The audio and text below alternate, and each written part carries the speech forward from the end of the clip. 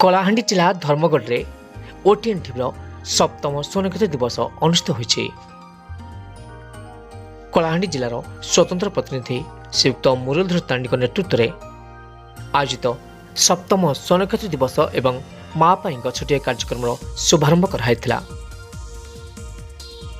ଅନେକ ପ୍ରଶାସନିକ ଅଧିକାରୀ ଏବଂ ବୁଦ୍ଧିଜୀବୀ ସମସ୍ତ ସାମ୍ବାଦିକ ଗହଣରେ ମନ୍ଦିର ପରିସରରେ ଅନେକ ବୃକ୍ଷରୋପଣ କରାଯାଇଥିଲା। ପରେ ପରେ ଆୟୋଜିତ ସପ୍ତମ ସ୍ୱର୍ଣ୍ଣକ୍ଷେତ୍ର ଦିବସ ପାଳନ ଅବସରରେ ଅନେକ ସମ୍ବର୍ଦ୍ଧିତ ପ୍ରତିଭାଙ୍କୁ ସମ୍ବର୍ଦ୍ଧନା ଦିଆଯାଇଥିଲା।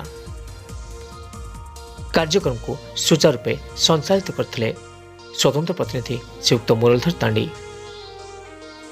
ଏହି ସମ୍ବର୍ଦ୍ଧନା ଉତ୍ସବରେ ରାୟଗଡ଼ା, କୋରାପୁଟ, ଗଞ୍ଜାମ, ମାଲକାନଗିରି, କଳାହାଣ୍ଡି ଅନେକ ଜିଲ୍ଲାରୁ ପ୍ରତିନିଧିମାନେ ଯୋଗଦାନ ଦେଇଥିଲେ।